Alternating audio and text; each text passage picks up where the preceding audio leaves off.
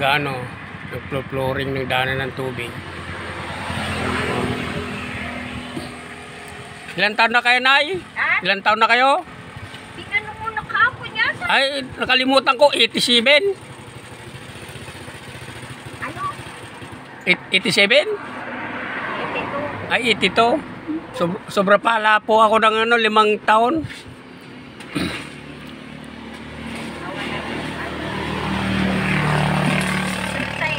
Alagaan ng katawan. Opo ah. Pag kaya ko, sige. Trabaho pag pagod, matulog. Siyempre naman po para yung edad nyo na yan, talagang kailangan na po ng pahinga.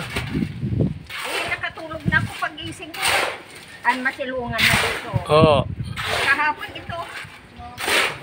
Kaya nga po, ang ganda ng pagkagawa ninyo. Natapos ko to kasi pag umulan, Pumapasok yung tubig.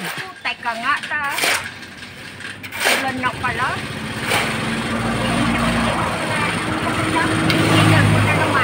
Ba't wala po kayong kasama dyan?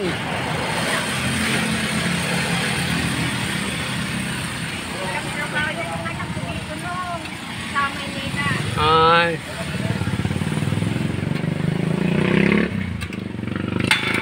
Mabuti nga ngayon na pag tinawagan mo sila, kaagad-agad na may sasakyan na. Yan noon nung namatay yung kasama ko, COVID. Ay, sa COVID, panahon ng epidemya. Walang sasakyan noon, mahirap.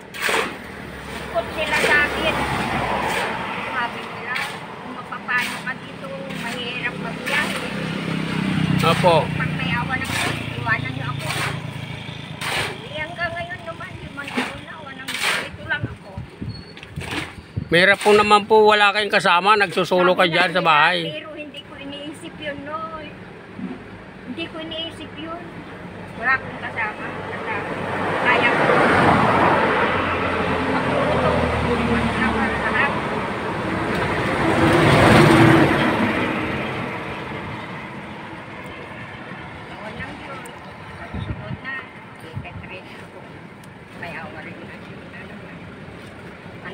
Ang dali ng 1 taon ngayon. Opo. Hindi kagaya ng parang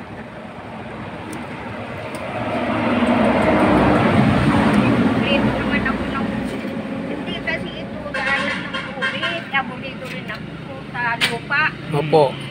Pinasan ng kunti para Muna ba na para Opo. Para lumalay ang tubig. Lakad na ulang agad yan. Oo. Buti na hindi na madali naman. Hindi pa naman nabuhusan, yun lang sa ilalim. Opo. Malakas na ilaw nyo rito pag solar. Maliwanag. Maliwanag po yan, solar. Ilalagay namin. Salamat naman kahit na brown out mayroon. Oo. Brown out na naman. Ay, maganda. Ako lang mag-sabi. Maliwanag. Maliwanag yan.